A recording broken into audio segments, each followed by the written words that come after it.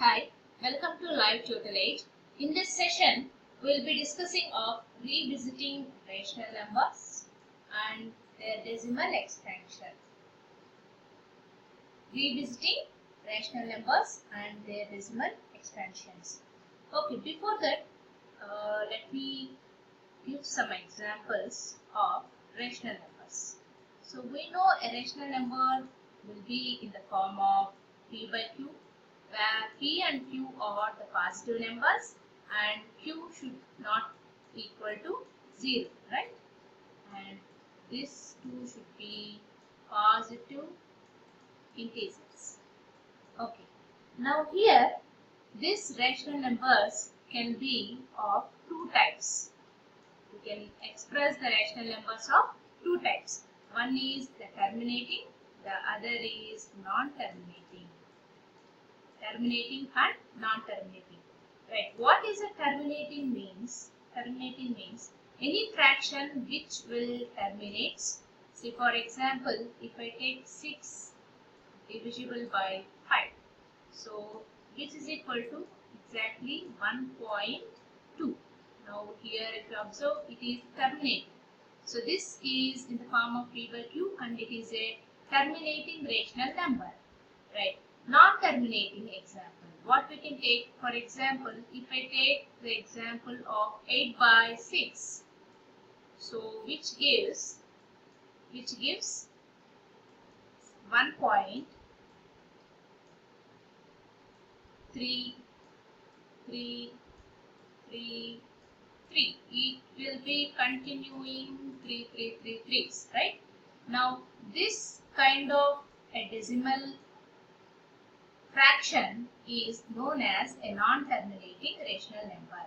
It is also in the form of p by q, but if you observe your decimal fraction, representation of the fraction will be continuing 1.333333. So you can even represent this as 1.33 bar. That means this 33 is been repeating, right?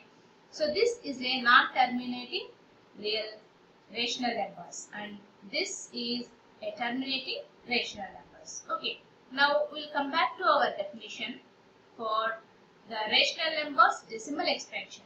Now, if we express any rational number which is in the form of p by q, where p and q are positive numbers, then there will be an terminating decimal expansion if q is in the form of 2 power m into 5 power n.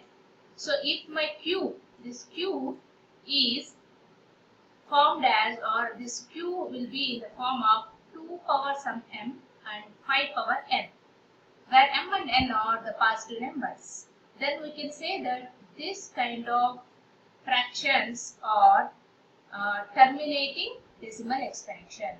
Okay, so now we'll take some example. So how we can say or how we can treat the decimal expansion or the representation of decimal expansion of a rational numbers. Now let us consider an example of 2 by 25, right? 2 by 25. If we take this example, this is in the form of p by q. This is in the form of p by q. Now I will represent my denominator, which is 25, as 5 into 5. I can write 25 as 5 into 5. So which is equal to 2 divided by, so you can say which is 5 square, right? And you can rewrite this as 2 divided by, I can write 2 power 0 because 2 power 0 is 1. So 1 into any number will gives the same number. So 2 power 0 into 5 square. Now if you observe this form, so which is in the form of 2 power m, m stands for 0 and 5 power n, n is 2. So now I can say that my 2 by 25 is a terminating fraction, or it will be having a terminating decimal expansion. Okay, now if I take another example, say for example 6 divided by 13. If I take 6 divided by 13, so I cannot write 13 as with power of 2 and 5. So I can only write this as like, I can write with 2 power 0 because 2 power 0 is 1, but I cannot write 13 with the product of or with the power of 5. So this is not in the form of 2 power m and multiplied with 5 power n, right? So this fraction I can simply say is a non-terminating, which is a non-terminating fraction. So we can go for the other example. So for example, if I say 2 divided by, say, some 125.